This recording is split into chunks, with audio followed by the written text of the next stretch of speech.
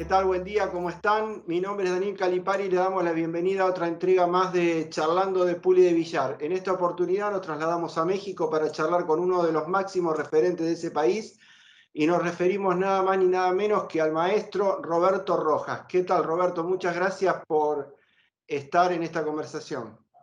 Hola Daniel, el gusto es mío. No, al contrario, el agradecido soy yo por haberme tomado en cuenta para esta entrevista. Bueno, muchísimas gracias. ¿Cómo está tratando el tema de la pandemia a tu país, a México? Oh, qué pregunta. Eh, Mira, eh, te tendría que poner en contexto. México es un país muy especial. Es un país bizarro en muchas cuestiones. Por ejemplo, el gobierno en México no hace nada por la pandemia. Es una información totalmente tendiente a lo comercial, a rescatar el aspecto comercial y la salud, pues la verdad es que le pone muy poca atención. Y ese mensaje que le da al pueblo, pues el pueblo lo toma como si fuera algo liberador, entonces hace sus actividades cotidianas, muy pocas personas hacen caso del cubreboca, en fin, es un país muy raro. Claro, claro, porque esto es básicamente concientización pura, ¿no? De la gente. Claro, depende del mensaje que te manden los gobernantes, es lo que la gente que cree en ellos, pues lo hace. Y pues la prueba es la cantidad de muertos que hay en México, ¿no? En mi país la curva no baja. Claro, claro. Sí, sí, sí, bueno, los latinos tenemos un poco de todo eso, ¿no? Estamos un poquitito, en términos generales, digamos que somos así y bueno, nos cuesta un poquitito atenernos a las reglas. Bueno, en el billar es lo mismo. En O el sea, billar, la marca latina es esa. la marca latina es eso. Bueno, Roberto, mira, yo voy a dar dos o tres datos que gentilmente me pasó Carlos Elías, de lo que él tiene en su página, ¿no? Que dice que naciste en la ciudad de Juárez, en Chihuahua, en abril de 1954. Mirá si pasó tiempo. Sexto lugar en el Campeonato Mundial de 1986 en Acapulco, Guerrero. En el Campeonato Mundial de Barcelona, España. Primer lugar en el Campeonato Panamericano, tanto en el 81 como en el 2000. Primer lugar en el Campeonato Nacional 1980 y 2000. Primer lugar en Francia 2002. Campeón del Europony World Fantasy Challenge del 2004 en Bélgica y actualmente dueño, no sé si esto rige todavía, de el récord mundial de billar artístico del 77,345% de efectividad. Seguramente me quedé corto en algo, ¿no? Mira, para resumirte, mi carrera billarística empieza en 1979. Yo empecé a jugar en 1970, como todos en un billar de alguna colonia, en este caso la colonia Guerrero, México. Me salgo de Ciudad Juárez muy joven, a los 4 años. Llego a la Ciudad de México a los 5 y a los 6 años curso la primaria y después todo fue billar. Trabajé un poco con mi padre y todo esto, pero a los 16 años empecé a jugar billar. A partir de ahí, hasta 1975, yo cambié de lugar, cambié de sala y en el 76 entré al primer torneo de la Federación Mexicana de Billar que se llamó Torneo Nacional de Nuevos Valores. Ese fue un torneo de 3 bandas, quedé tercer lugar. Y en el 79 jugué el primer torneo de billar artístico, ahí quedé tercer lugar. Bien, en el 80 gané el Nacional de Billar Artístico, que hasta el 2004 permanecí invicto. O sea, todos esos años nunca perdí. En el 81 gané el primer Panamericano y hasta el 2004 nunca perdí tampoco. En el 2004 yo me retiré de jugar billar artístico. Intenté jugar billar de 3 bandas. En el Inter de que yo jugaba billar artístico, también hice campeonatos de 3 bandas. Alguna vez quedé campeón nacional de maestros, quedé campeón latinoamericano de maestros. Fui a España y ganamos en el 2000 el campeonato por equipos español. precisamente jugando a la final contra el equipo de Dani Sánchez, y Ah, logramos conseguir el campeonato en el club de Gandía. Y a partir de ahí, bueno, en ese inter mi vida fue entre exhibiciones, clases, torneos, hacer del billar un modus vivendi, eh, puse salas de billar, organicé torneos nacionales, internacionales, puse una fábrica de mesas de billar, quebré, después puse otra, triunfé y así. Esa ha sido mi vida. correcto. Bueno, acá diste un pantallazo bastante importante de tu vida plena directamente al billar. Eh, Contame un poquitito cómo fue que vos en la práctica, arriba de la mesa, arrancaste, te enseñaron, aprendiste de motus propio, ¿cómo fue todo eso? Mira, en 1970 yo ingreso al billar por primera vez porque yo tenía 16 años y estaba justamente el Campeonato Mundial de Fútbol en México.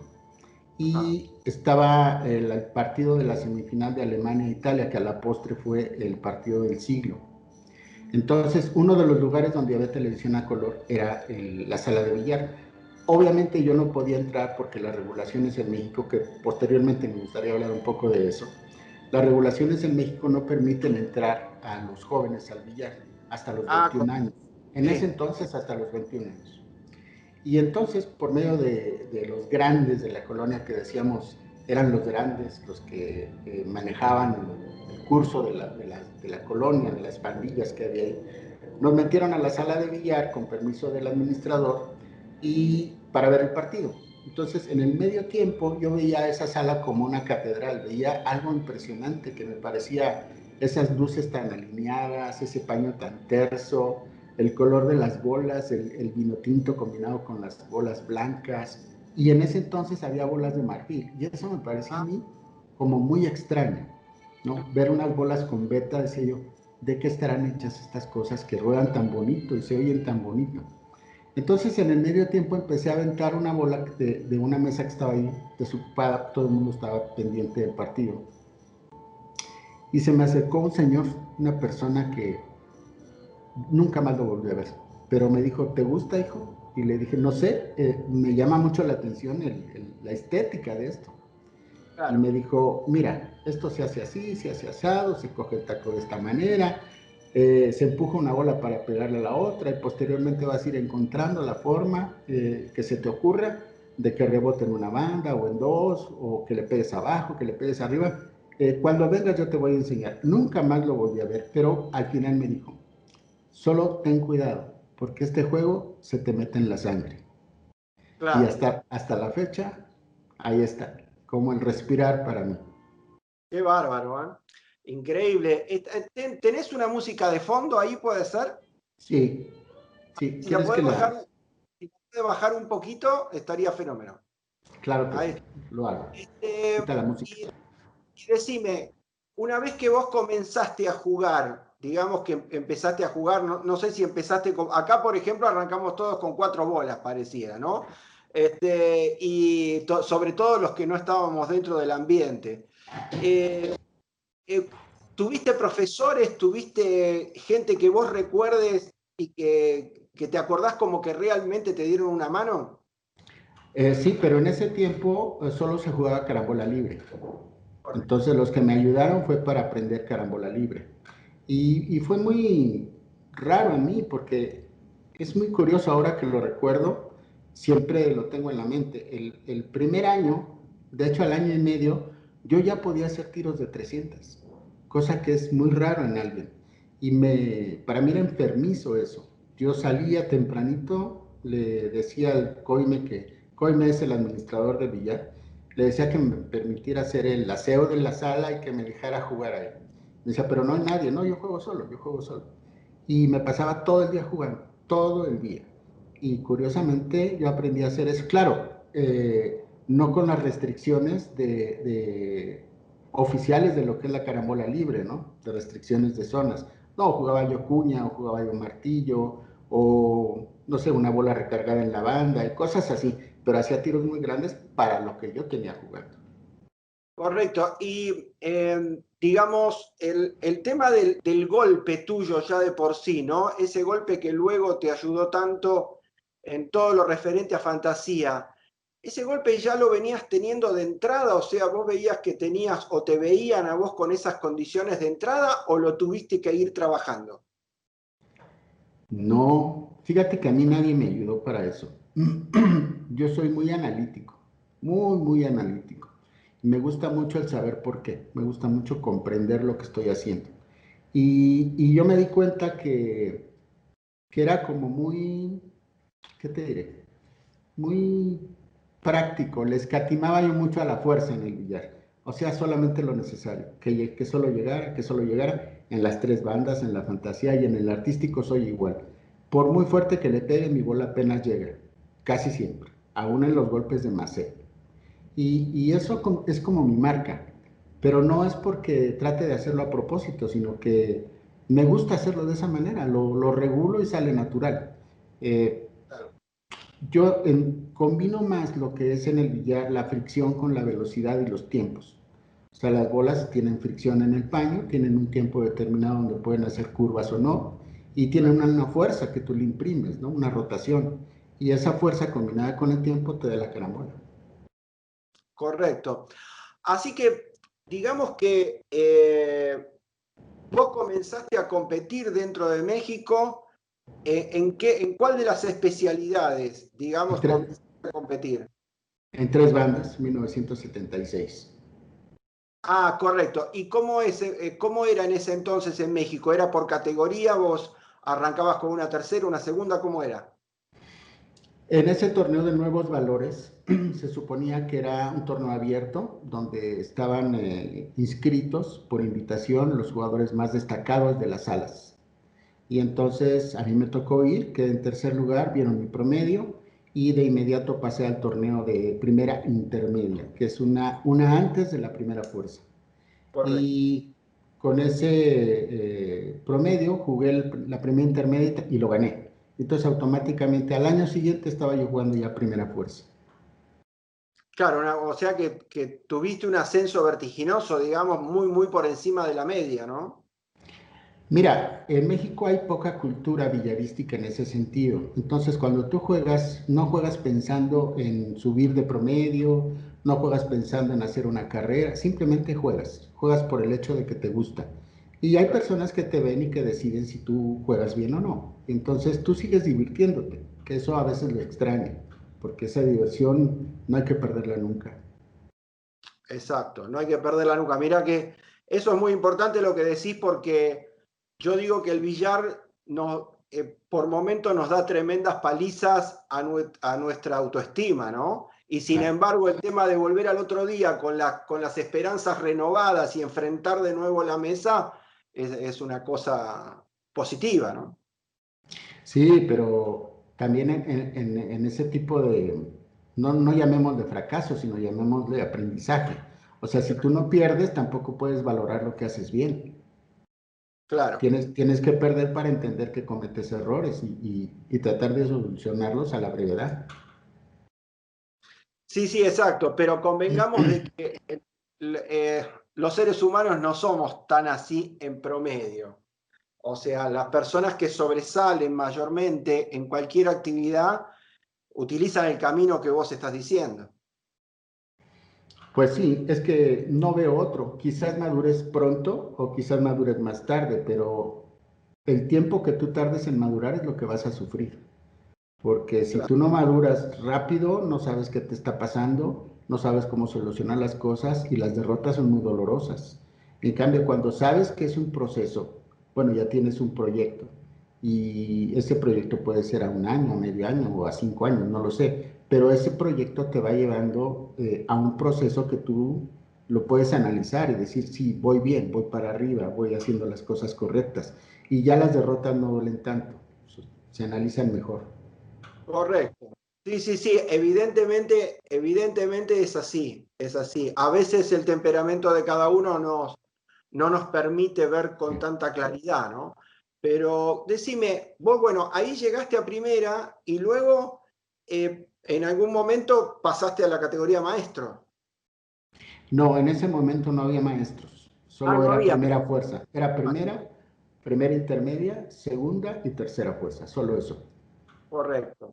O sea que vos llegaste a primera, que era lo máximo que había en el país. Y en ese momento tenías algún referente, digamos, dentro del país que vos decías, bueno, yo a este lo miro, esta es la persona que sabe.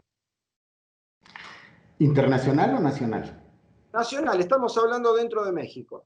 Mira, había un jugador hace muchos años que fue campeón mundial profesional, se llamaba Joe Chamaco. Y él Ah, jugaba en una liga en Estados Unidos que era liga profesional. Jugaba Willie Hoppe, Walker Cochran, Charles Peterson, venía Alfredo Di Loro de Cuba, Ezequiel Navarra. Bueno, Ezequiel me parece que no vino acá, pero Juan Navarra sí. Y entonces Alan Gilbert, todos ellos empezaban a jugar ahí y teníamos el referente en México de Joe Chamaco, era el máximo jugador de billar que en ese momento existió, porque él falleció creo que en el 74. Entonces todos teníamos ese referente de que había salido campeón mundial. Pero ignorábamos que en Europa también se jugaba. Perdón. Ignorábamos que en Europa también se jugaba billar, no había noticias. Obviamente no existía fax, no existía teléfono celular, era muy difícil eso.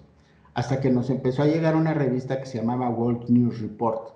Y a partir de ahí nos enteramos de los campeonatos que había en Europa. Y entonces nuestra percepción cambió un poco, ¿no? O un mucho más bien. Pero hasta ese momento eran los referentes que teníamos. claro, claro. Está bien. Le voy a pedir a Carlos si te puede subir apenitas la cámara un poquito para que te enfoque un poquito más arriba, nada más. Apenita, Ah, un par de milímetros más arriba. Ahí está, ahí está, ahí está. Perfecto. Ahí está. Muy bien. Eh, ¿Cómo fue? Vos con las tres bandas comenzaste a competir a nivel internacional antes o después de involucrarte con el tema de la fantasía. no, en el 76, como te dije, gané perdón, jugué el torneo de nuevos valores. En el 79 yo empecé a jugar fantasía, es decir, dos Ah, años después. Entonces jugaba las dos cosas. Y esa es una muy buena pregunta porque es la primera vez que lo voy a decir, pero yo siempre me he sentido incomprendido y creo que la mayoría de los jugadores de billar artístico se sienten un poco incomprendidos, porque hacer un esfuerzo para jugar las dos cosas es bastante complejo. claro. Tu mente no está en la competencia. Cuando juegas billar artístico, tu mente no está en la competencia. De hecho, yo creo que mi mente no es competitiva. Me duele decirlo, pero así es. Mi mente es más artística. Disfruto mucho más el juego, analizo mucho más las cosas y la competencia a veces, te lo confieso, me pasa de largo.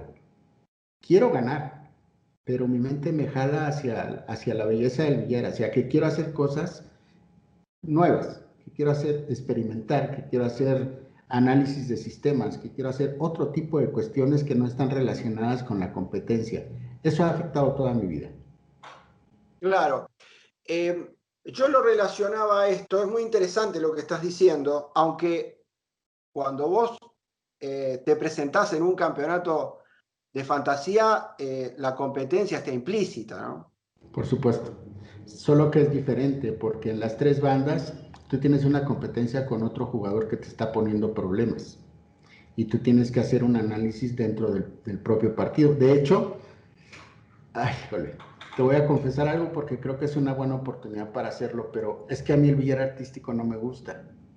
O sea, No, no, no me gusta. menos mal que no te gusta. Digo, si, Sí. si haces tan bien las cosas que no te gustan, me imagino las que te gustan. Mira, la diferencia es que el billar artístico de competencia no me agrada en lo absoluto. Pero Claro. las carambolas de fantasía, las ¿Sí? creaciones nuevas, eso sí, eso me Claro. apasiona. Eh, Hay algo ahí que comentaremos un poquito más tarde en cuanto a la competencia de fantasía. Yo creo que se han rezagado muchísimo, pero bueno. Y Claro, entonces, sí, te, decime.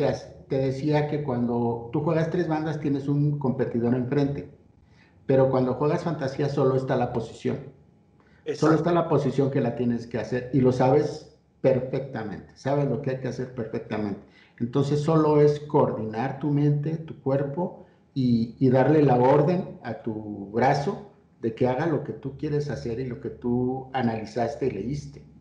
Y es muy complicado, por supuesto que es muy complicado, pero no tienes esa presión del contrario enfrente, ¿no? No tienes de alguien que te haga, no, la presión que ejerce alguien te haga un tiro de 10 o de 15 y se vaya a acabar el partido, ¿no? Tú tienes las jugadas y vas llenando un programa. Claro, Entonces, es totalmente diferente. correcto. Está bien. Deja de lado la cuestión incluso estratégica en determinado momento de tirar de manera defensiva o no. Pero eh, convengamos que mucho más allá, porque te quería preguntar también sobre el entrenamiento, porque me imagino que el entrenamiento para un mundial en cualquier disciplina es complicado, pero en fantasía tenés que poner la posición cada vez y practicarla, bueno, una cantidad de veces, pero supongo yo que también en la cabeza, digamos, el temperamento, la presión, hay que saber manejarla porque todos sabemos que el brazo, una cosa es cuando vos estás practicando en tu casa y otra cosa es cuando estás en medio de ese entorno y cuando estás, bueno, en medio de la competencia con un montón de gente que también entrenó con el mismo objetivo y el brazo muchas veces no responde, ¿no? Sí, por supuesto, pero son dos cosas diferentes. Una parte es la cuestión mental, la cuestión psicológica, que tienes que trabajar en ella, por supuesto. Pero la otra es la parte del entrenamiento en la mesa de billar. Y esa parte del entrenamiento tiene en el caso mío, tiene una forma de llevarse a cabo. Es decir, yo no entreno mucho, yo no creas que estoy tire y tire y tire la misma jugada. No es así. Yo incluso pongo las bolas en la jugada, en la figura que voy a tirar y no tiro, solo analizo lo que debe hacer la bola y por qué debe hacerlo. Los Claro, tiempos que se requiere para la velocidad para que la bola haga justo a la curva donde tú quieres o la fuerza que le tienes que imprimir para que la bola esté con una rotación hacia el frente, pero eh, describir exactamente cuándo va a empezar a tomar fricción y puede regresar, ni antes ni después. Entonces, Einstein decía que si yo no lo puedo dibujar es que no lo he entendido. Y entonces yo trato de entender la figura y una vez que la entiendo, la practico y creo que son mucho menos intentos cuando lo entiendes que cuando no lo entiendes. Cuando no lo entiendes te puedes pasar la vida practicándola y siempre estarás improvisando a la hora de jugar. claro, estás con ese famoso poquitito, ¿no? Es decir, un poquitito más acá, un poquitito más allá, un poquitito más arriba, un poquitito más abajo. Sí, Es- Exactamente. El por qué, el famoso por qué que en el billar tan poca gente puede explicar, ¿no?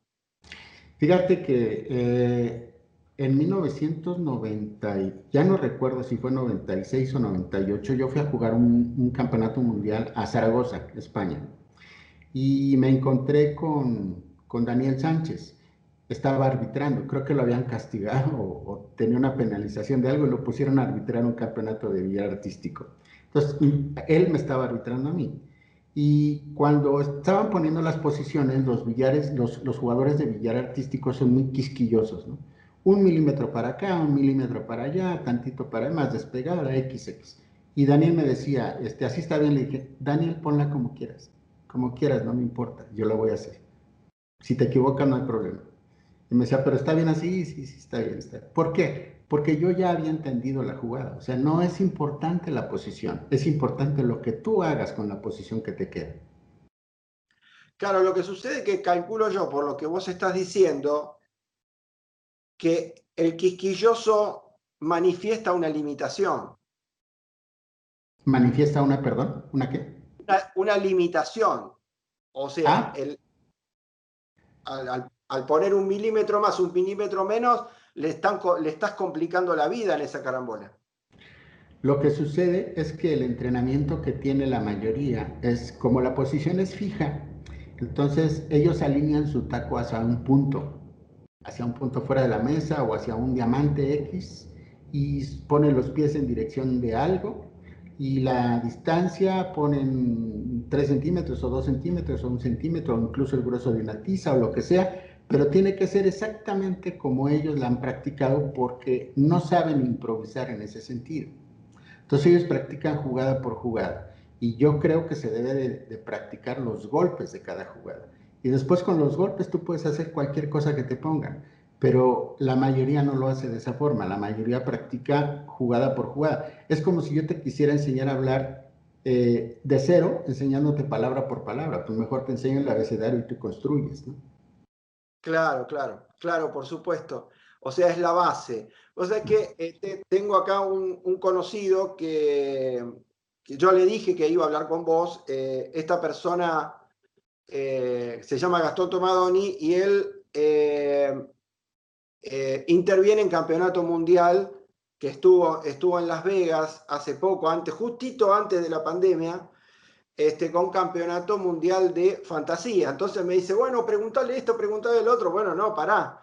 Porque hay dos cosas que él, digamos, tenía en la cabeza que son para él muy importantes. Uno es, ¿qué pasa cuando yo estoy jugando las posiciones y no vienen saliendo del todo? O sea, ¿cómo manejo esa frustración que por ahí me da una posición que en los 3 tiros no la pude hacer, que yo sé que la puedo hacer?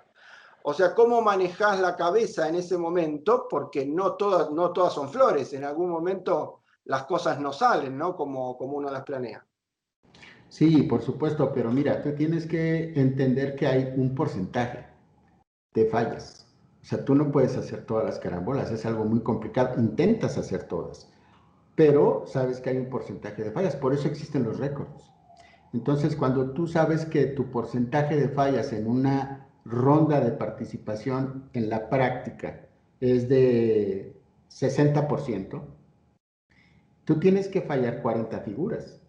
Entonces no te debe importar si fallas una o si fallas otra. El chiste es continuar, no perder la cabeza, tener calma y seguir adelante porque por ahí pescas una de 11 puntos que no estaba no estaba en el menú, que no contemplabas hacer y sin embargo te va a salir.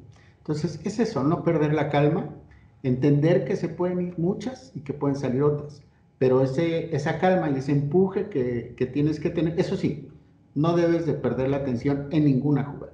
Ninguna jugada la debes de tirar con displicencia, ninguna. Porque entonces, acá decimos en México, le llamamos cruda. Cruda es con un sentimiento de culpa posterior. Entonces, la cruda moral que nos provoca el no haberle puesto atención a una jugada, eso sí mina tu rendimiento dentro del torneo. Claro, claro, correcto. Y otra cosa que me preguntó, y ya seguimos, es el tema del macé. O sea, si vos tuviste algún entrenamiento que te llevó como base, digamos, a que el macé sea una parte más del golpe o de la gama de golpe que vos tenés. Cuando yo jugaba libre, hubo una persona que me enseñó a tirar el macé. Él llevaba muy bien la serie americana. ¿Sabes cuál es la serie americana? Por Sí, supuesto. sí, por supuesto, Y, claro. y cuando quedaban las bolas tapadas, él me decía, aquí se tira un macé. Yo le decía, está bien, tiras un macé, pero me lo dices como si patearas un balón. No, quiero que me expliques dónde le pegues. Y me decía, mira, es que hay 3 cosas que tienes que tomar en cuenta. Una es la inclinación del taco, Claro, la otra es la altura del puente y la otra es la fuerza con que golpees. claro. Y a partir de eso la bola obedece a ciertas curvas, pero hay una cosa que a mí me llamó mucho la atención. Decía que tú debes de tirar un macé, supongamos que las bolas están juntas en determinado plano de la mesa y tú Sí, estás en este punto. Entonces tú tendrías que hacer un triángulo equilátero y sí, apuntar al vértice del triángulo. Y en ese momento, con cierta velocidad, la bola iba a curvear justamente para llegar a las carámbolas. No es del todo cierto, pero es una gran guía. Entonces, cuando tú ya tienes un poquito de experiencia, no te pierdes en el macé. Porque cuando no tienes experiencia, solamente golpeas fuerte.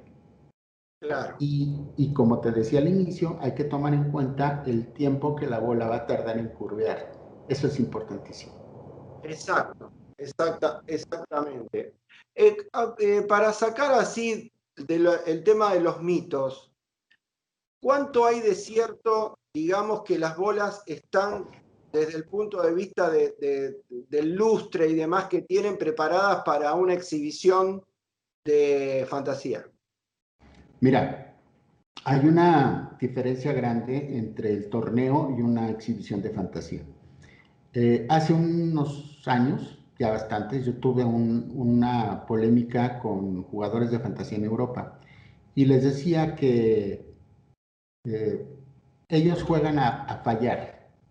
Es decir, es un grupo tan cerrado, el de guiar artístico, que ellos juegan a ponerse las carambolas muy complicadas, poco vistosas y en una posición en la que tienen todos los elementos para fallar. Entonces, eso para el público no es nada bueno, porque el público se aburre muchísimo con eso. Bueno, el jugador se aburre con eso.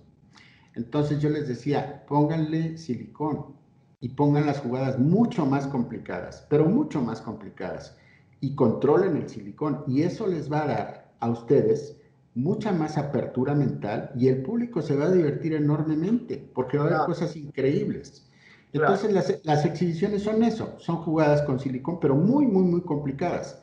Y el billar artístico son jugadas que aparentemente son sencillas, pero por las condiciones de la bola y de la mesa que está toda picada cuando tú estás jugando, se convierten en algo casi imposible de hacer.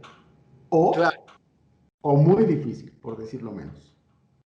Cuando comenzaste a tirar fantasía, porque me imagino que eso también tiene que ver con la forma de ser de cada uno, ¿no? Te gustaba y punto. ¿Conseguías gente que te prestara la mesa para entrenar? Sí, sí, aunque cada rato la rompía, pero me tenían mucha paciencia. La verdad es que me tenían mucha paciencia, pero te llevas muchos paños, ¿eh? Te llevas muchos, muchos paños, sí. Claro. Sí, queda inservible. Cuando la mesa ya... es que mira, en México no creas que ponemos paños nuevos todo el tiempo, sino se pone de un lado, después pasa un año y se voltea y se pone del otro y no lo ponen parado porque no se puede jugar, pero si pudieran lo harían. Entonces, cuando los paños están muy gastados, tú le dices ahí y pues te dan ese chance. Te dan esa chance, claro, bueno, por supuesto. Bueno, acá estábamos hablando un poquitito de, a ver, ¿cómo se forja una mentalidad ganadora? Primero, es muy personal, es un punto de vista muy personal. Cada quien tiene su idea de eso, pero yo creo que primero necesitas conocerte mucho. Conocer cuáles son tus fortalezas y cuáles son tus debilidades. Y a partir de ahí construir una personalidad en la que tú detectes cuando estás fallando. Detectes de manera casi inmediata que estás en una caída. Detectes que estás flojo en el juego, que la tiraste con miedo. Hay que decirlo porque mucha gente dice nervios. No, no son nervios, es miedo. Es miedo. Es miedo a perder, es miedo a que los competidores de tu país o la afición de tu país te está viendo por televisión y te da miedo que te vayan a criticar. Nervios es una palabra elegante para decirlo, pero en realidad es que estás muy temeroso de perder. Y eso a veces obra en contra. Cuando tienes nervios, los nervios son buenos, solo hacen causarlos, pero cuando tienes miedo y se apodera de ti el miedo, estás muerto. Entonces uno debe de detectar cuando eso está pasando y echarte para atrás un poquito, hacer ejercicios de respiración, hacer ejercicios mentales que ya previamente los debes haber practicado.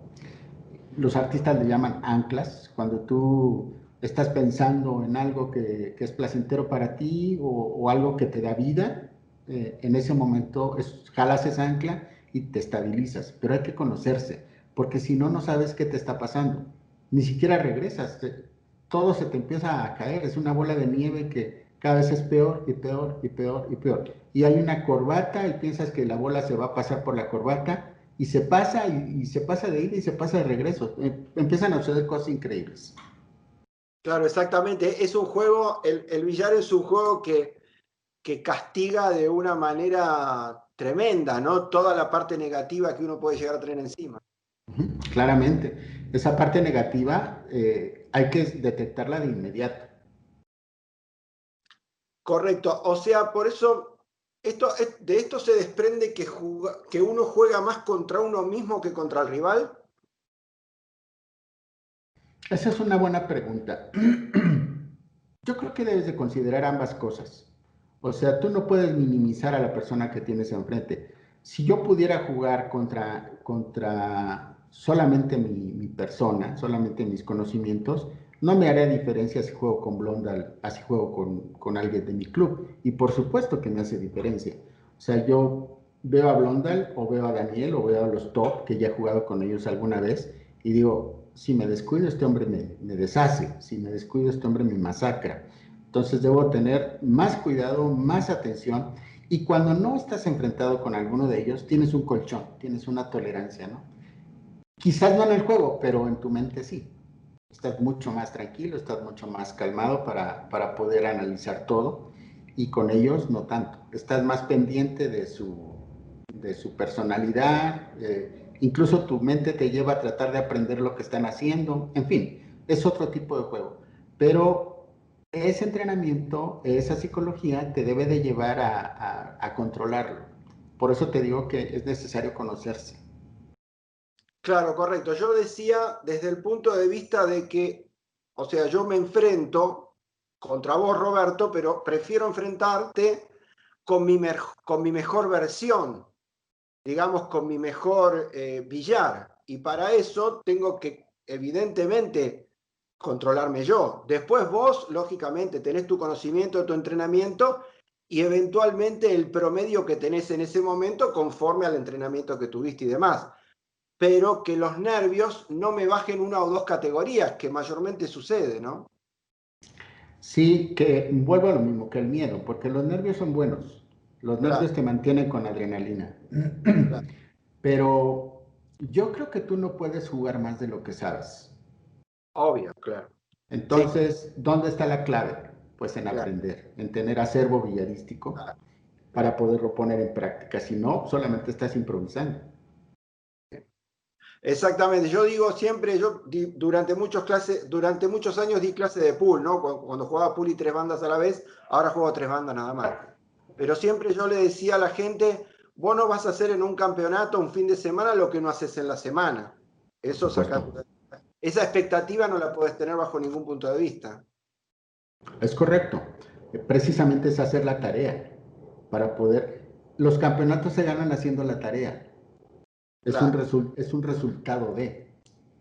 Tú, aunque estés jugando con alguien y quieras decir ahora, o en tu mente pretendas decir, le voy a ganar, le voy a poner todas las ganas del mundo y voy a ser el hombre más valiente del mundo y le voy a ganar, si no sabes cómo le vas a ganar.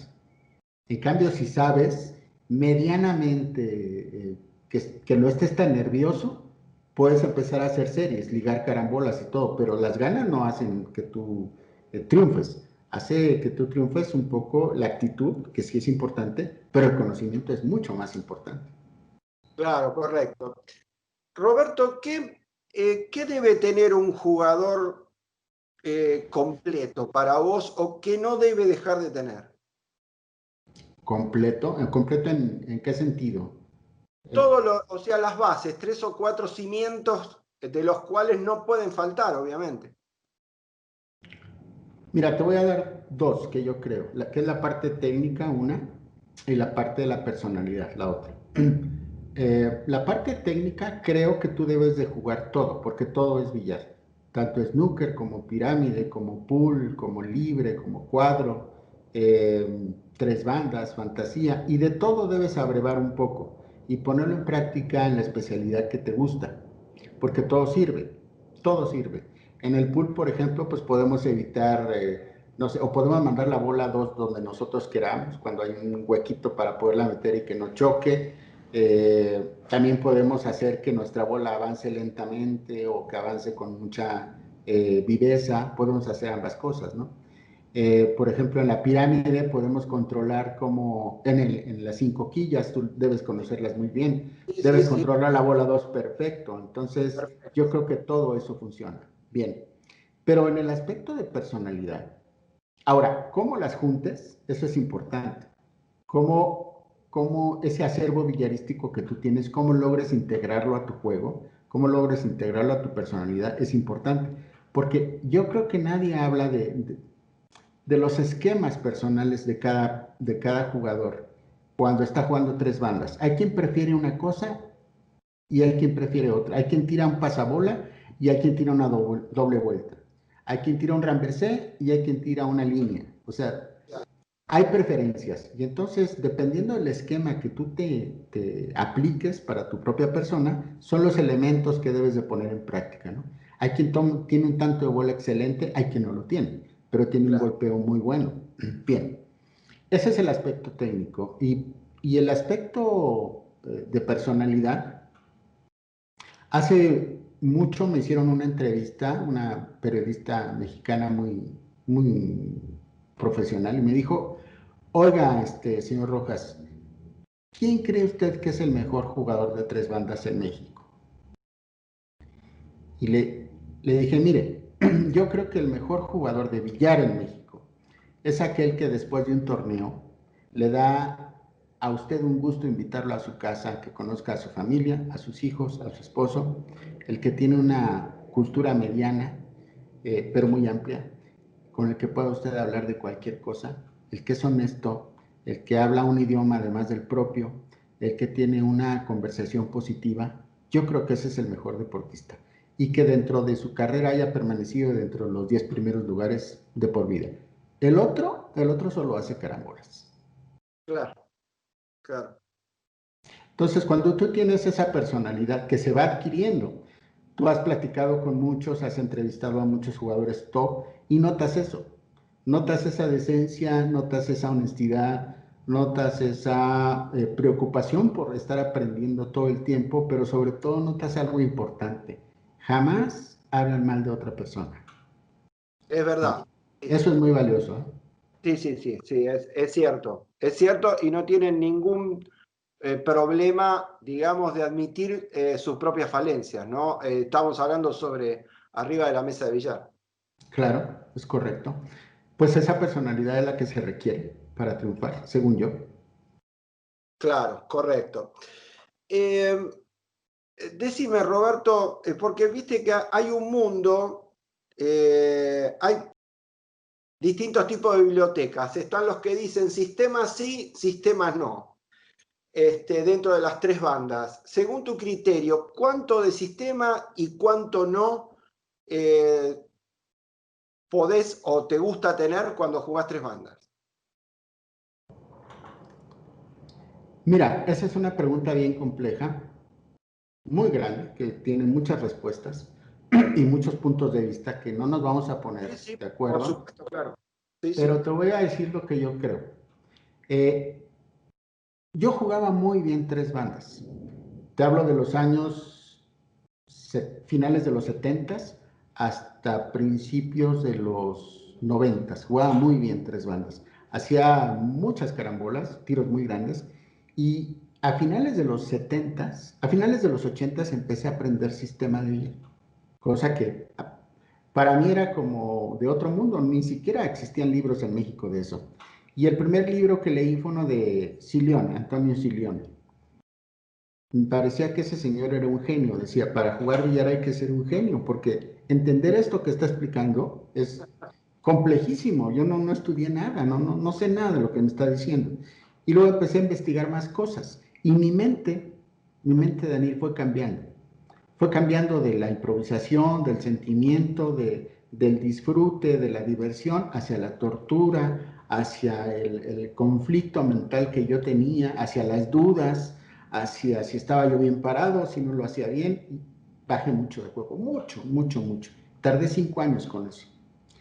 Después asimilé esos sistemas y pasé por el libro de Willy Ho, por Antonio Silione, por Roger Conti, por 1000 sistemas, 1000.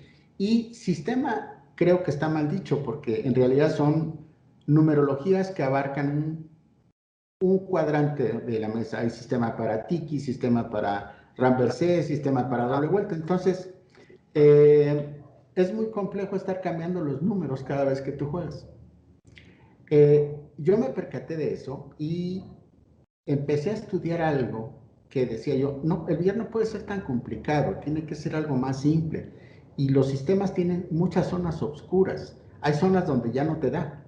O sea, pero ¿por qué no te da? Y empecé a descubrir que los sistemas son variantes de un sistema primario, que alguien le pone 500 en lugar de 5 y el otro le pone un tercio y el otro le pone un cuarto, pero es el mismo punto, es el mismo punto. Hay quien le cambia los efectos, hay quien dice, hay que estudiar la base y después de la base empezamos a jugar con tal o cual efecto y esta numeración cambia si te pasas para acá. Es la antesala del infierno todo eso para mí. Entonces claro, lo que yo traté fue de simplificarlo y de hacer un sistema que me funcionara para todo, para cualquier área de la mesa. Y descubrí algo.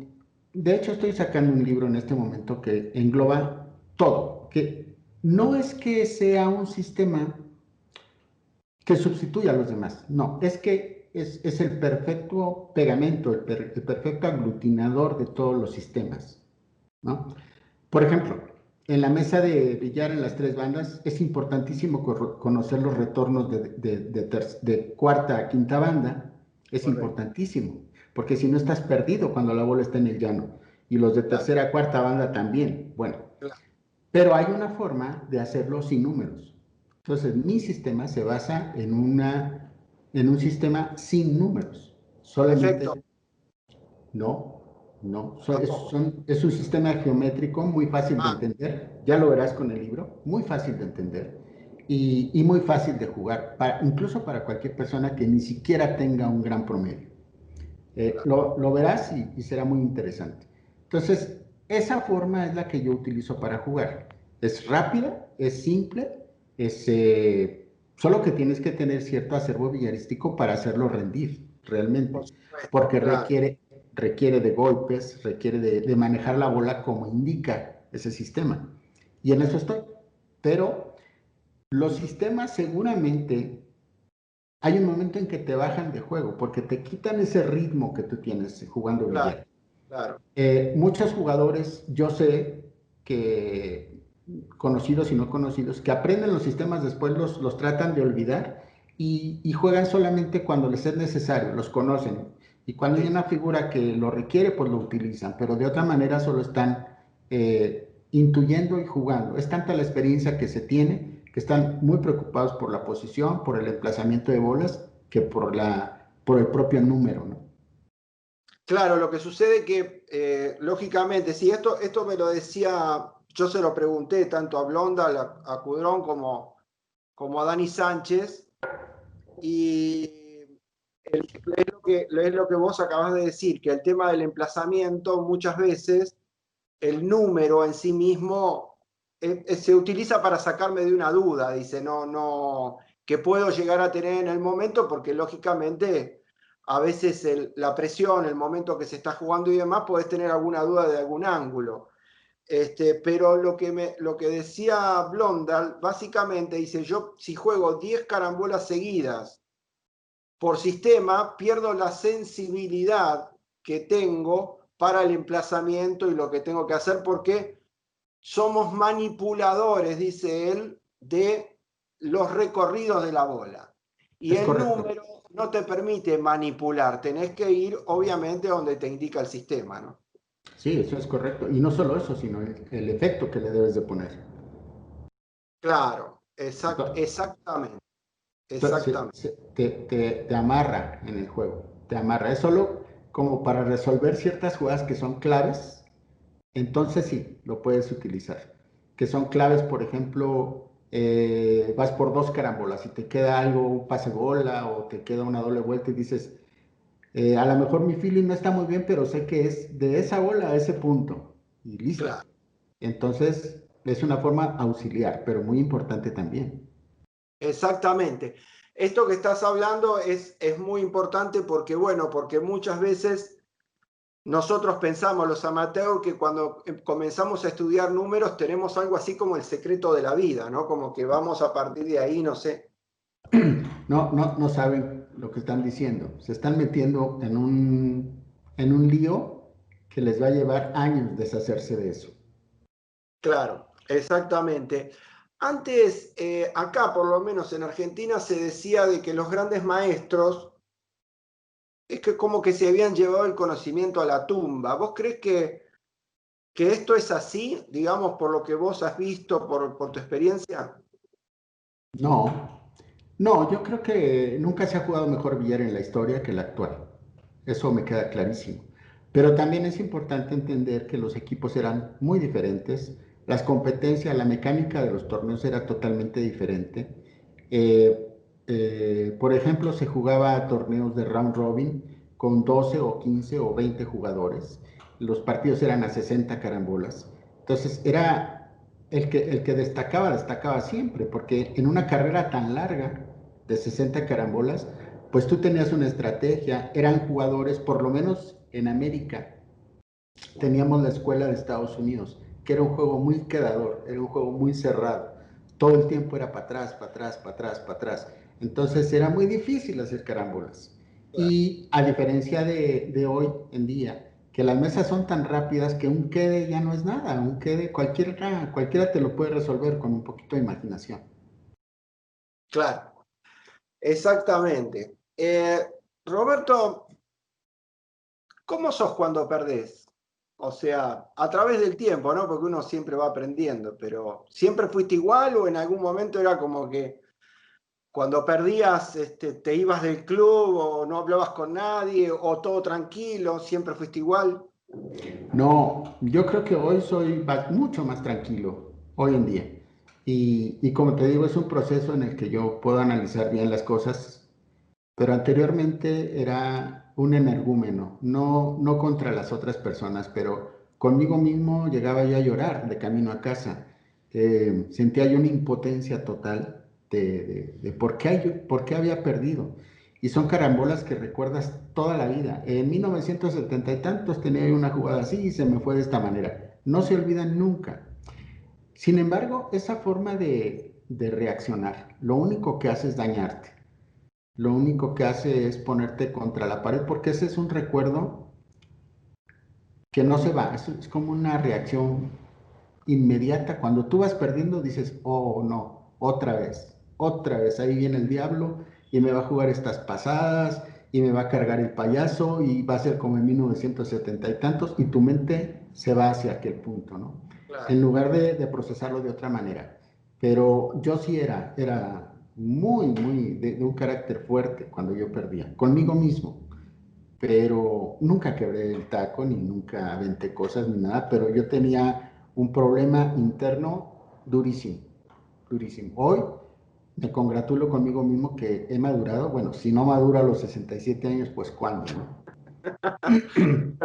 No, no, por supuesto. Lo que sucede es que uno lo lleva tanto metido dentro de su personalidad que muchas veces es difícil. Yo digo que cuando uno pierde, lo mejor que puede hacer cuando te sucede eso ya naturalmente es tener puesto lo que yo denomino un cassette, ¿viste? Que vos lo pones en ese momento, vas, saludás, jugaste bien, todo fenómeno, porque el que viene te dice, perdiste, sí, jugó muy bien, o sea, el cassette tiene toda una letra, como estás coacheado, digamos, como para decir, porque la gente también le gusta ver sangrar por la herida, aunque parezca mentira. Entonces, No, le gusta ver sangrar por la herida y esa es la mayor verdad. Aunque claro, parezca mentira, sería que te felicitaran sinceramente. No, eso no existe. O sea, a ellos les claro, gusta ver que sangres. Pero como te decía, es importante asimilar todo eso. Tú bien acabas de decir, cuando pierdes, todo el mundo se te acerca y te dice cómo cambiar el pañal al chamaco. Dice, es que hiciste esto, hiciste lo otro, yo vi que te falló una carámbola, si le hubieras dado un poquito más de fuerza. Dice, bueno, pues si mi abuela tuviera patines sería un triciclo. claro, No, es que en ese momento así fueron las cosas, punto. Y dar ese claro. tipo de explicaciones cada vez que te derrotan cansa mucho. Entonces, sí, tienes razón, uno tiene que tener unas frases que te libran en ese momento de las críticas, te sales y tú verás qué haces para tranquilizarte. Hasta te convertís en un buen perdedor y todo. Sí, por lo menos de dientes para afuera, sí. De acá para afuera, en un buen perdedor. Decime, los jugadores amateur, ¿pensamos que sabemos más de lo que sabemos? Yo creo que cada quien tiene su verdad y conforme avanzas, obviamente es la verdad que conoces. Entonces, si tienes una verdad y te salen las cosas, es tu verdad y la defiendes a capa y espada. Claro, Solo que eso es como robar y que te salga bien, porque un claro, día te van a agarrar. Entonces, aunque te salgan las cosas, siempre hay cosas nuevas, cosas más adelante que tienes que aprender. No deseches lo anterior que te sale, pero ve si lo puedes mejorar. Y entonces defiende tu verdad, pero abre tu mente a otro tipo de cuestiones. No te cases solamente con eso. claro, correcto. Yo lo que pasa es que voy a complementar lo que vos estás diciendo con el asunto este que yo digo que viste que al ajedrez se juega mejor cuando uno está de costado, ¿no? No ¿Mm? cuando está frente al tablero. Y el billar pareciera que es exactamente lo mismo. Uno en una tribuna prácticamente se la sabe todas. En el billar decimos que le llamamos Miranda o Mirandilla a las personas que están observando la partida. Y decimos que Mirandilla que no tire 5,000 de promedio hay que retirarle el carnet. Claro, claro, es así, es tremendo. Eh, Roberto, ¿existe la suerte en el billar? Gran discusión, ¿eh? En todos los deportes. Yo creo que sí. Mucha gente, la opinión que tienen es que la suerte no existe, que es una consecuencia de haber hecho las cosas bien o mal.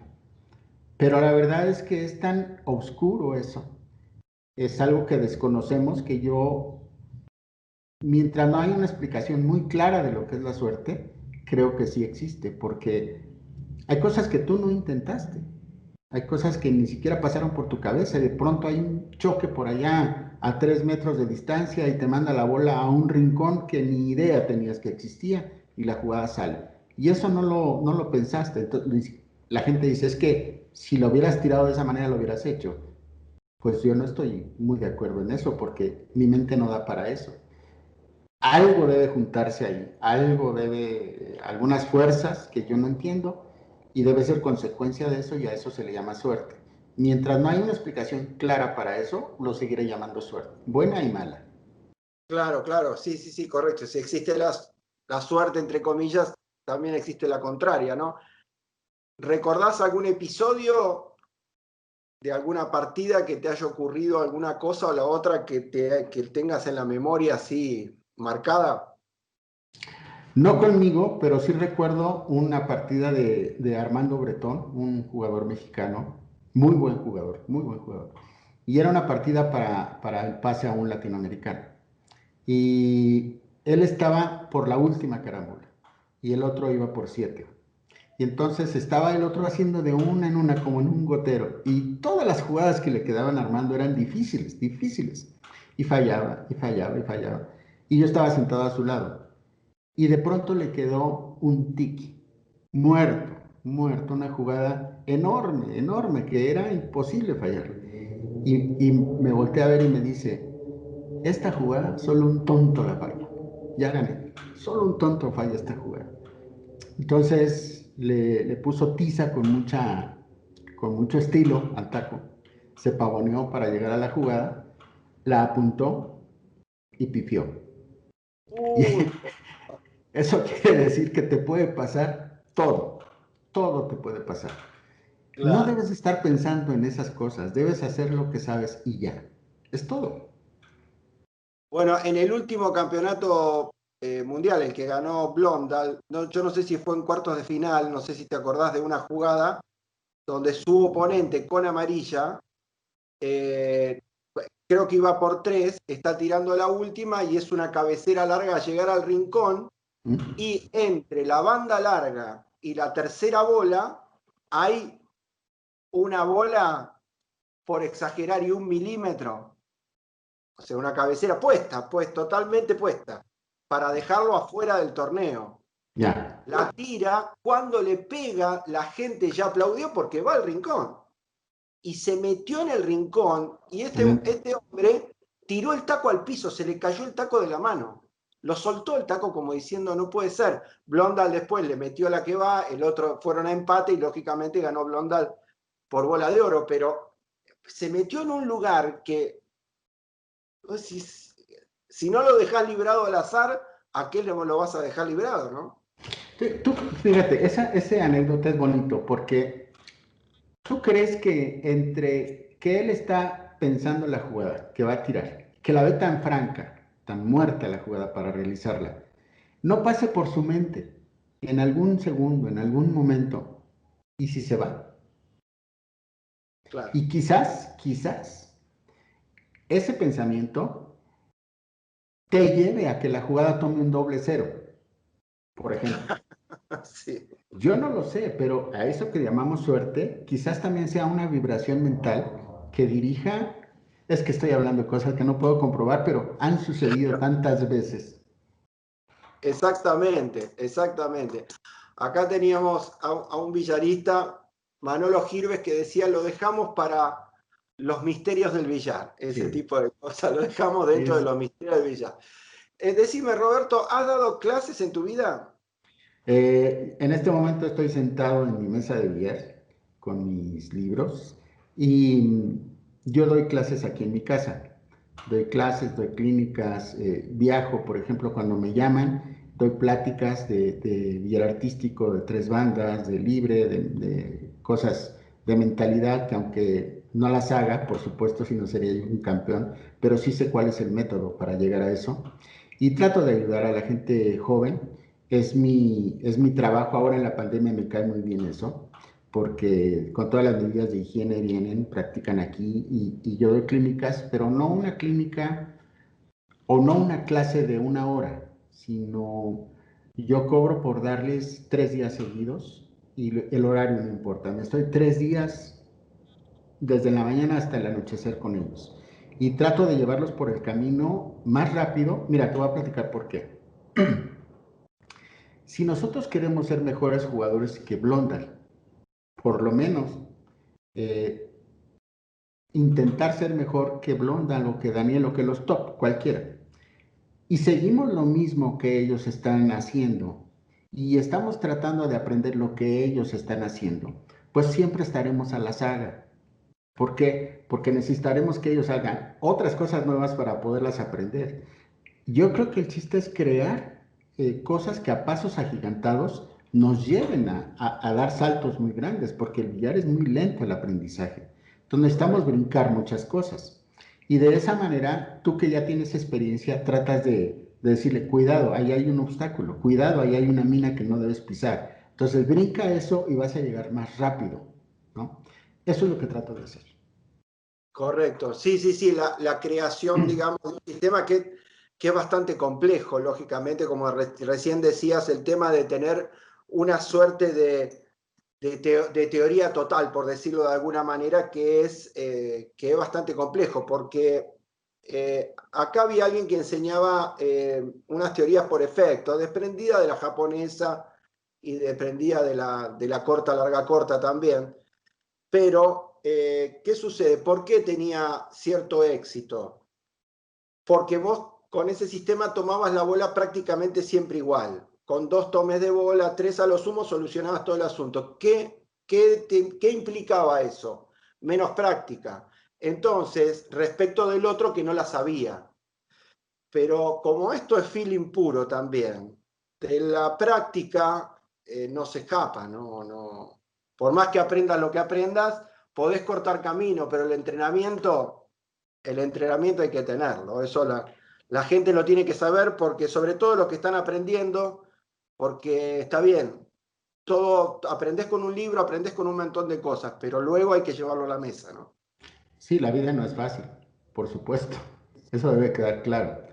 Y también te debe quedar claro que si no tienes un acervo villarístico, no puedes seguir el camino. Mira, te pongo un ejemplo. Aprendes un sistema.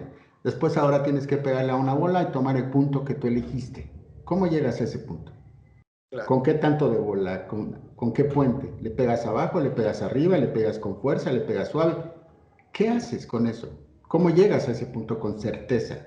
Y eso, si no juegas libre o no juegas cuadro o no tienes ese acervo, es muy complejo. Es muy complejo. Decime, los alumnos en general, ¿cómo son? ¿Hacen caso o no hacen caso de lo que vos le estás diciendo? ¿Respetan lo que vos decís? ¿Cuestionan? ¿Preguntan? Yo tengo alumnos que voy clasificando. Por ejemplo, los pongo a jugar y veo su actitud, veo su lenguaje corporal, qué es lo que pueden hacer, qué es lo que no pueden hacer, veo cuando fallan, aunque no estés jugando con ellos, tú estás volteado, pero identificas que cuando fallan hacen un lenguaje que no es el correcto o que sí es el correcto. Y los vas formando, ¿no? Entonces, a algunos ya sabes qué decirles, a otros ya sabes qué decirles también. Y por ahí surge alguien con un talento muy especial y ese lo apartas y dices, a este le voy a dedicar mucho más tiempo, ¿no? Entonces a los demás les das cosas generales que tú crees que les pueden ayudar, dejas que sean libres y que pregunten cosas. Yo tengo 3 reglas en el billar. Debes de tirar lo más horizontal posible tu taco, siempre. Lo más recto posible, siempre. Y lo más cómodo posible, siempre. Y tú arréglatelas. Y luego yo te corrijo, pero bajo esas 3 directivas, ¿no? En las que tú te sientas cómodo y que tu taco salga recto y que tu taco salga horizontal. Y eso te obliga a manejar todos los puentes, a subirlos, a bajarlos, a poner la mano plana, a poner la mano alta, en fin. Entonces, ese tipo de cosas van a conseguir que tú fluyas dentro del billar. Pero también vas a entender el estilo que tiene cada persona para jugar, porque tú no puedes de inmediato meterlos a cierto estilo sabiendo que quizás no es su personalidad. Entonces tienes que dejarlos un poco libre. Y a partir de ahí ellos te empiezan a cuestionar, a hacer preguntas, a decir, yo de esa manera no puedo, yo sí puedo, me cuesta trabajo esto, me cuesta trabajo lo otro. Entonces caminar de una manera más orgánica con ellos es importante. Claro, claro, correcto. Sí, es todo un mundo el tema de la enseñanza, digamos que es un mundo aparte, ¿no? Porque también el tema de saber transmitir, eso, incluso como uno no ha ido a ninguna universidad a aprender a transmitir billar, se va aprendiendo sobre la marcha, ¿no? Sí, yo creo que el maestro tiene que ser, yo creo que los grandes maestros no son los grandes jugadores. Algunos sí, pero creo que los grandes maestros son los que observan mucho, los que analizan mucho y los que pueden pedagógicamente transmitirte cómo hagas las cosas de manera sencilla, que te llegue, que realmente lo que te está diciendo penetre en tu mente. Eso no es fácil de hacer, no es fácil No de es hacer. fácil. No, no, no. Exactamente, exactamente. Eh, Quisiera llevar un poquitito al terreno dirigencial, si te parece, ¿no? Tanto a nivel local, digamos, allí en México, como panamericano, y a nivel mundial también. Arrancando por México, ¿cómo es México en estos momentos a nivel dirigencial? ¿El billar cómo está? Bueno, la Federación Mexicana de Billar es una broma en México, es una broma de mal gusto. Yo creo que, de hecho, en América, en casi toda América es así. No sé por qué razón, pero los directivos se enquistan en el liderazgo, en la dirigencia de una organización sin saber cuál es su función. Y eso aunado a que el propio jugador nunca investiga y nunca tiene conocimiento de lo que son los estatutos, de los reglamentos, de cuáles son las leyes que les conviene, cuáles son sus derechos y sus obligaciones, pues todo va como al garete. Entonces las decisiones que toman los dirigentes nunca las cuestionamos, pero sí las criticamos. Y en ese se convierte en un círculo vicioso. El dirigente hace malas cosas y nosotros le echamos por abajo siempre y le decimos, ah, este es un tonto, nunca hace las cosas mal, pero nunca nos responsabilizamos de nada. Y Claro. esa parte tiene que cambiar. O sea, el jugador tiene que responsabilizarse y exigir, pero también cumplir. y el dirigente tiene que saber cuáles son sus funciones de presidente, de vicepresidente, de comisario, de administrador, de lo que sea. Tiene que tener muy claro que sus decisiones afectan a miles de personas, en el caso de México a millones de personas, de jugadores, porque hay mucha afición en México. Y las decisiones que son muy laxas, las reglas que no se aplican, o las reglas que se aplican por venganza, los castigos, todo eso, mina todo eso. Entonces se va acabando esa cantera de jugadores jóvenes, porque se empiezan a dar cuenta que no hay para qué jugar billar. Se empiezan a dar cuenta que si están bien con el presidente, ellos pueden participar sin tener la fuerza necesaria o solo por compadrazgo o amiguismo, pueden participar en los torneos que no les corresponden. Entonces todo empieza a ser una broma. Es algo, México es un país como yo no he visto. Amo mi país, por supuesto que lo amo. Es un gran país para mí, pero somos el diablo. Nosotros, de verdad, es que suceden cosas que no esperas, que nunca en la vida he visto cosas así en otro lugar. Desde el presidente de la República en este momento hasta el presidente de la Federación, hasta nosotros mismos. Somos un país bizarro. Cuando yo estaba en la PBA, que fui el año antepasado, en la PBA, no, el año pasado, platicaba yo mucho con Pedro Piedrabuena porque compartíamos la habitación. Y le decía, Pedrito, es que tú no conoces México. Decía, sí lo conozco porque yo voy muchas veces a México, pero no a fondo. Le digo, bueno, pues las cosas que tú me estás preguntando no tienen contestación. Es que si no conoces el país, no le encuentras la cuadratura al círculo. Es muy raro ese país. Y así se maneja el billar. Entonces, no hay una fuerza específica. Los torneos se juegan con handicap. No llevan promedio. Los maestros no tienen una clasificación clara, porque tú ganaste una partida a alguien que juega más que tú, pues te van a clasificar, es que tú ya juegas más, entonces eres primera fuerza. Eso no se puede hacer. Nosotros éramos líderes en Latinoamérica en el billar. Hoy no somos nada. Y es culpa de la propia federación. Claro. Claro. Roberto, ¿en algún momento a vos te propusieron estar dentro de federación, armar algo o nunca, digamos, tuviste una propuesta seria? O sea, por ahí no te interesa tampoco, ¿no? Los reglamentos de los estatutos de la federación solo permiten ser propuestos para un puesto directivo a los jugadores de alto rendimiento. Entonces yo hace 8 años tenía una fábrica de mesas de billar muy exitosa. Yo organicé 2 campeonatos, 2 copas del mundo en México, una en la Ciudad de México y otra en Irapuato.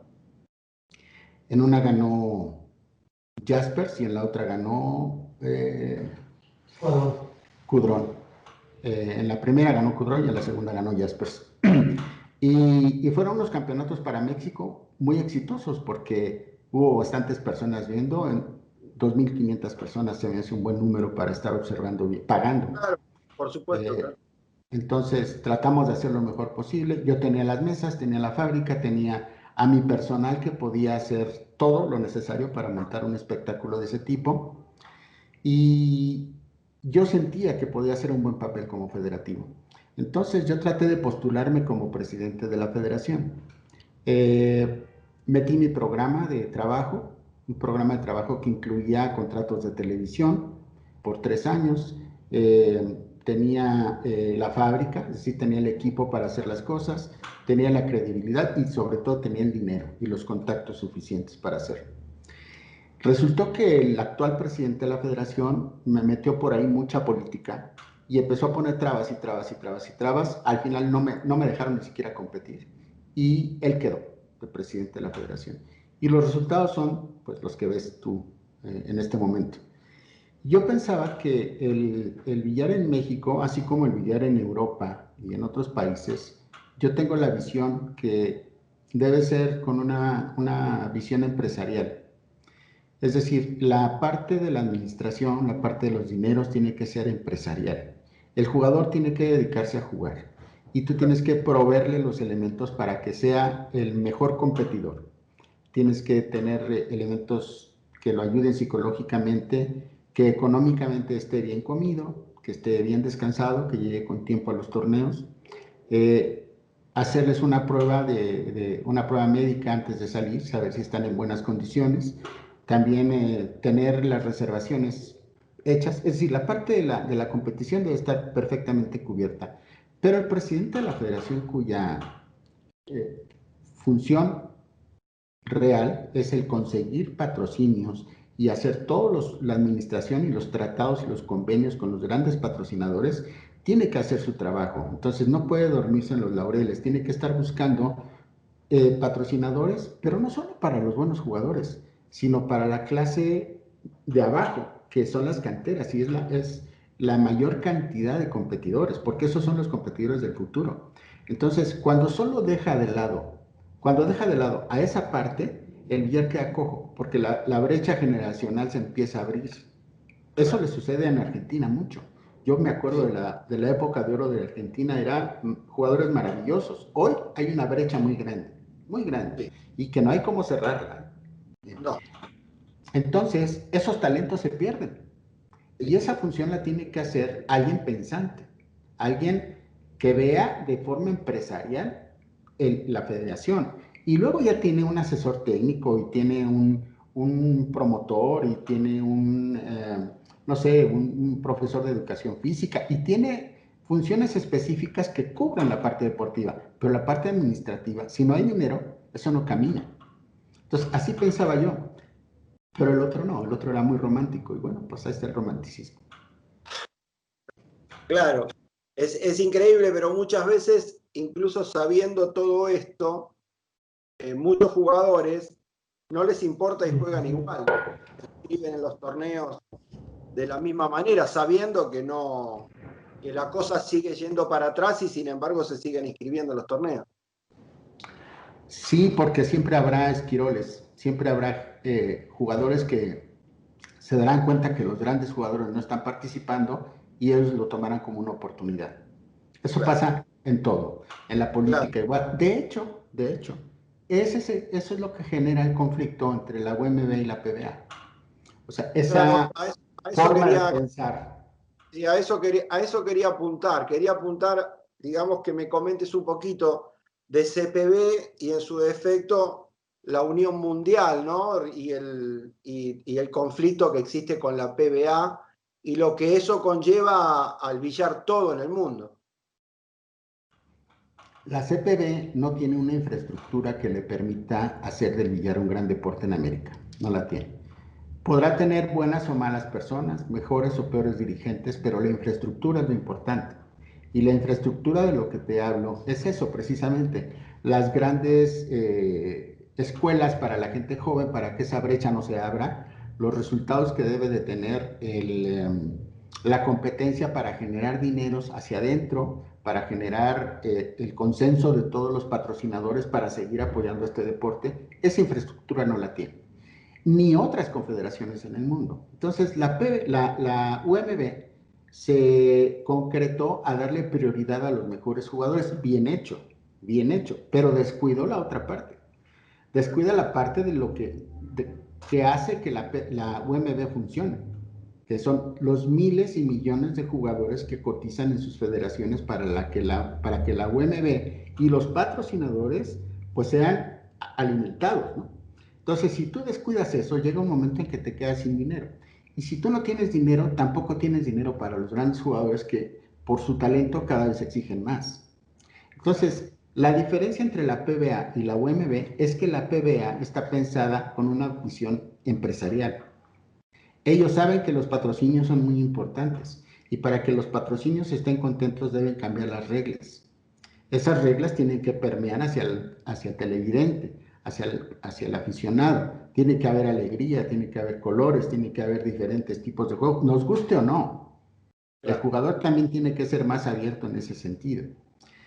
Dime tú cómo es posible que el billar actualmente sea el billar mejor en la historia, el de más calidad en la historia, con promedios altísimos y que cada vez tenga menor afición. Claro. ¿Por qué? ¿No parece extraño?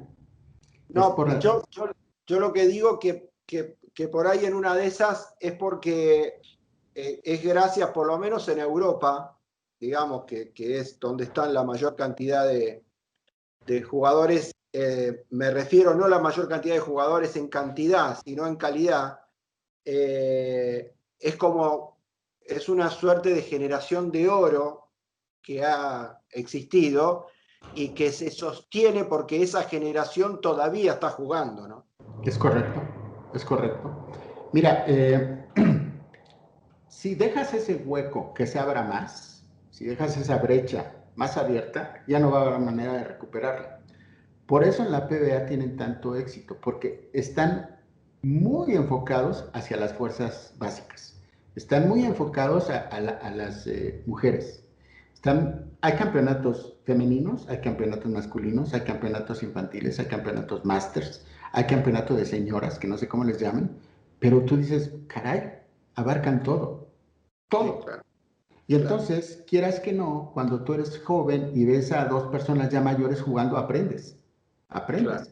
Y eso al televidente le da mucho gusto porque permea hacia toda la sociedad.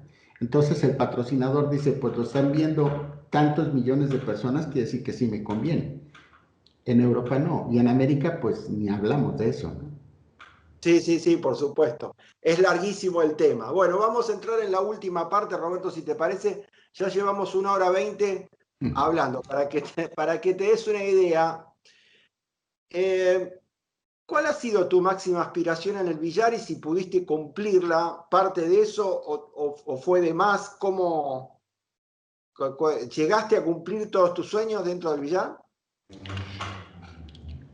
Mira, yo cuando la primera vez que fui a un mundial fue en 1983, fui al Campeonato Mundial de Billar Artístico en Saint-Maur, en Francia, cerquita de París, un suburbio de París. Y quedé tercero, pero las condiciones en las que fui, debo decirte que yo no sabía que existía ese tipo de competencias, yo no sabía que existía el taco de macé, yo no sabía que existían diferentes puntas para diferentes cosas, entonces me fui con un taco y una puntera, solamente eso, y una sola suela, que por cierto se me cayó a la mitad del torneo y tuve que pegarla. Pero fue Claro. tan fácil para mí, yo tenía 29 años, si no mal recuerdo, fue tan fácil para mí jugar ese torneo, con grandes jugadores, estaba Leo Corán, estaba Ricardo Fernández de España, estaba Titke, bueno, muchos grandes jugadores. Bueno, yo creo que perdí por soberbia, porque el primer día estuve en primer lugar, el segundo día estuve en primer lugar y el tercer día perdí por soberbia, porque pensé que era tan fácil que me descuidé y fallé un grupo de macés que están al final, que le dieron la vuelta al torneo, quedé en tercer lugar. Entonces para mí dije, no, pues es que esto es muy fácil, yo siento que yo voy a ganar el torneo, seguramente el año que entra soy campeón mundial. Bueno, en ese momento era el jugador más joven del torneo. Después jugué varios torneos, pasé del segundo lugar hasta el último lugar durante tantos años que apenas en el 2002 logré ganar el campeonato mundial. Y en ese momento era el jugador más viejo. Claro. Pero en ese inter yo pensé que cuando quedé en tercer lugar, dije, en la historia de México jamás alguien ha quedado en tercer lugar, ni en la historia de América. Seguramente me van a recibir con mariachis y una cena y me van a dar un premio. Pues Claro. resultó que no me dieron absolutamente nada, pasé totalmente desapercibido. Al Claro. contrario, me cobraron el dinero que ellos me habían prestado para que yo saliera. En fin, tuve una frustración fuerte. Luego en el 1990 en Barcelona gané el segundo lugar y dije, ahora sí, pues seguro, seguro, por lo menos una cena o algo. Pues resultó que no solo no me dieron una cena, sino además perdí amigos, perdí gente cercana que resultó con envidias, resultó con críticas desagradables y me di cuenta que el billar y la vida es así, que hay que entender el entorno donde estás, la idiosincrasia del país donde vives y que hay que tomarlo con mucha calma. El torneo antes del torneo que yo gané, quedé último lugar. Y el presidente de la federación en ese entonces, el señor José Lozano, me decía Chaparro, Chaparro, aquí hay un boleto, esta es la última vez que yo te ayudo. Si lo quieres ir y crees que puedes hacer algo, aquí está el boleto. Y si no, mejor dale el lugar a otro. Y yo le dije que le diera lugar a otro, que yo ya realmente estaba muy cansado de eso. Claro. Pero al día siguiente le dije, mira, voy a hacer el último intento y te prometo que voy a entrenar lo más posible y si no pasa nada, bueno, pues, pero no le digas a nadie que voy. Listo. Me dio el boleto, fui. No solo gané, sino impuse récord mundial. No solo impuse récord mundial, sino pasó una anécdota muy bonito, porque cuando yo terminé la última carambola, apenas estaba alzando las manos y brincando de alegría, y llegó un tipo, me agarró la mano y me llevó a un lugar desconocido, en un idioma desconocido, y me dijo, orine ahí. Dije, ¿pero por qué?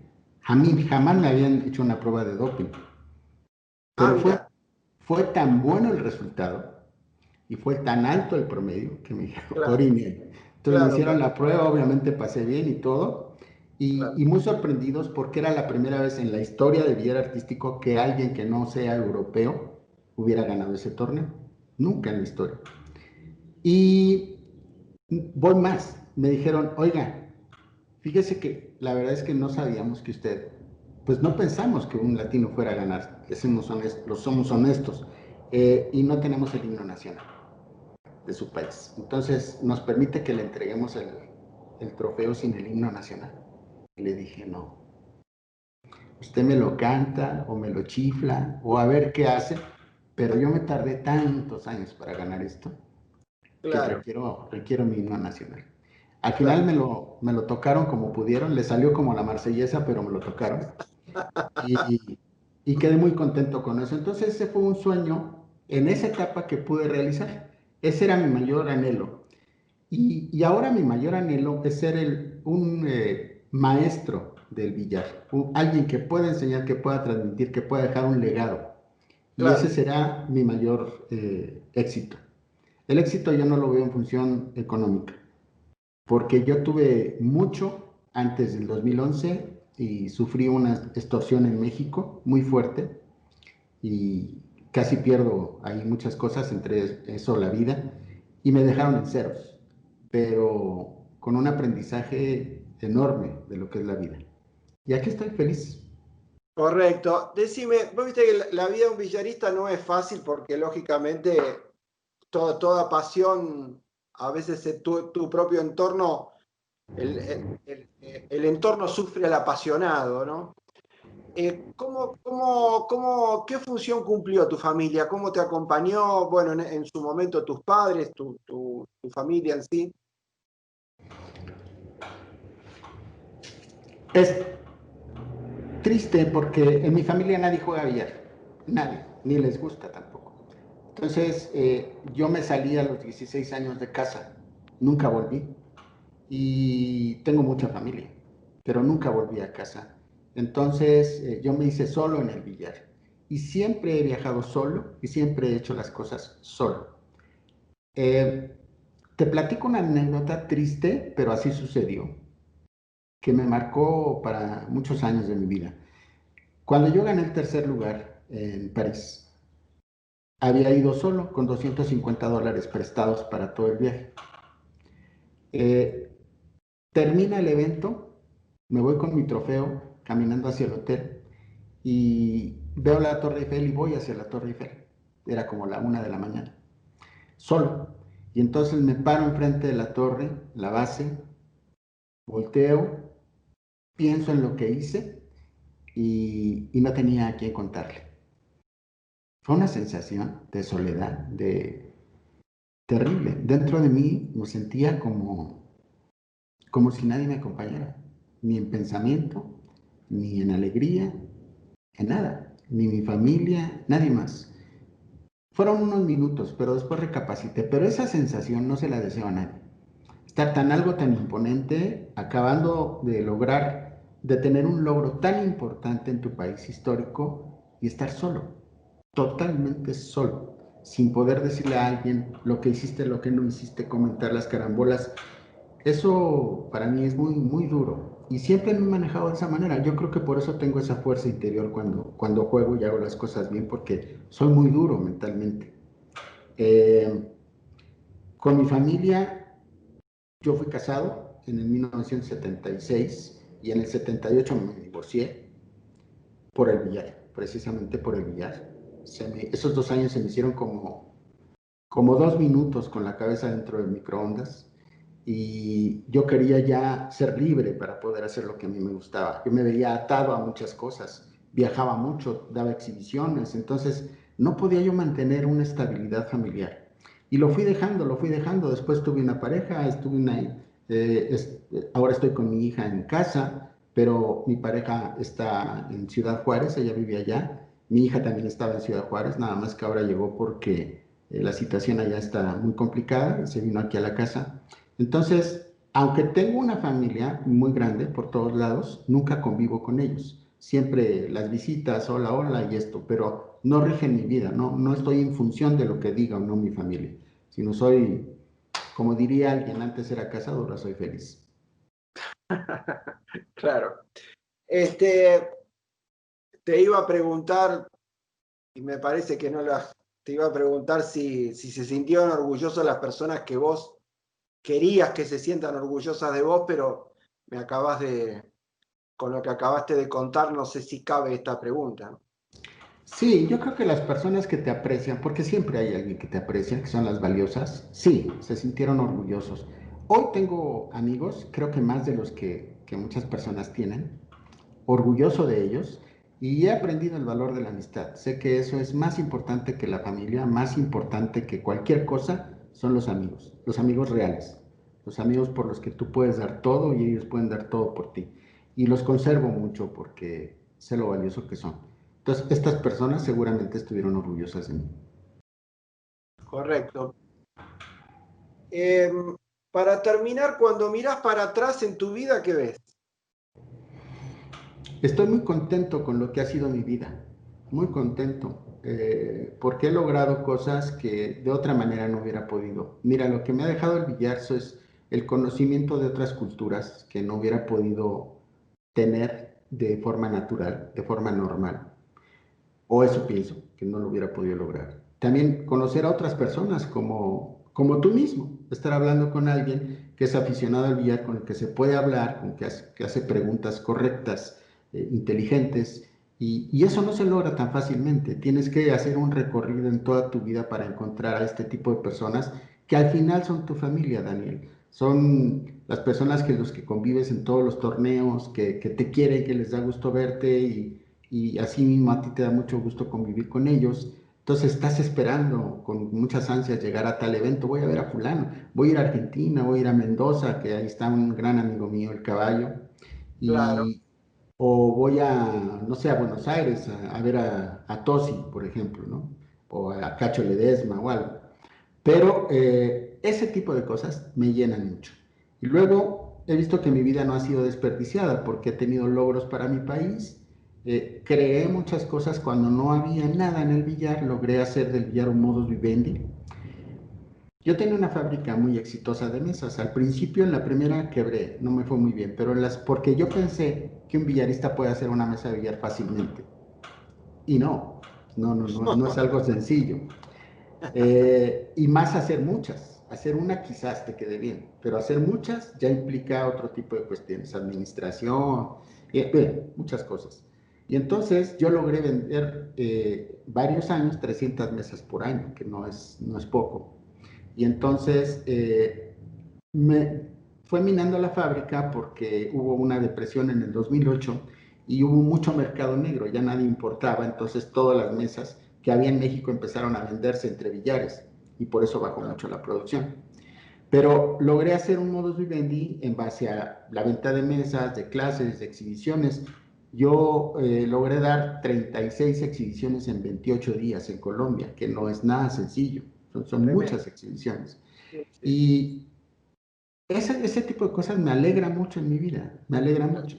Me gusta mucho leer, me gusta mucho crear y como te digo, bueno, ya terminé el libro, ahora estoy por ya imprimirlo y sacarlo al público.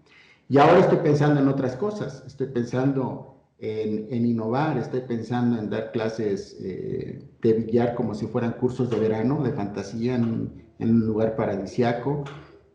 No sé, siempre estoy en búsqueda de cuestiones, ¿no? Y más cosas internas que externas. Perfecto, Roberto. Primero agradecerte lógicamente y te pido que antes de que yo haga el saludo final, que cierres la nota como vos quieras, que digas lo que te viene en mente. Mira, yo lo que les diría a todos los aficionados al billar es que aprecien mucho este juego, que lo respeten mucho porque es un juego que te enfrenta contigo mismo. Eres tú el que está jugando y todos tus defectos salen ahí, aunque no los quieras ver. Ahí están.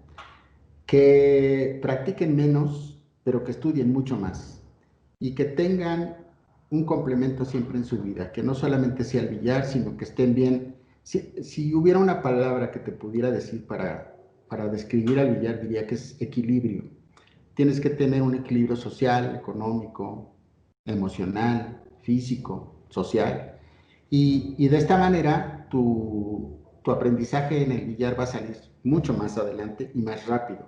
Entonces, ténganle respeto, ténganle cariño a esto y sean responsables de lo que sucede, ya sea las derrotas o las victorias. Háganse responsables, no le echen la culpa a la mala suerte, son ustedes. Bueno, muchísimas gracias, Roberto. La verdad que ha sido esto realmente impresionante. Eh, Muchas gracias. la verdad que cada concepto, cada cosa te pinta de cuerpo entero, que no caminaste en vano por la vida y sobre todo por arriba de una mesa de billar, ¿no? Si Así que me, bueno, si me pinta de cuerpo entero no debe ser mucho porque mide unos 65. bueno, no te creas, mirá que las cosas buenas vienen en frasco chico, ¿no? Así que bueno, bueno amigos, hasta aquí llegamos. Ha sido un enorme placer haber podido charlar con este enorme maestro que es Roberto Rojas. Agradecer como siempre a ustedes por estar. Agradecer muy especialmente a Carlos Elías, creador y conductor de Billar Online, que gracias a él pudimos contactarte. Y bueno, también como siempre agradecer a la Federación Argentina de Aficionados al Billar y a mi club, el Boedo Billar Club de Buenos Aires. Que sigan bien y hasta la próxima entrega de Charlando de Puri de Billar con una postdata que va a decir Roberto. Muchos saludos, se me olvidaba, muchos saludos por favor para Oliveto, que es un gran amigo, y su esposa, María Eugenia. Un abrazo. Muchísimas gracias. No cortes, Roberto, por favor. Gracias.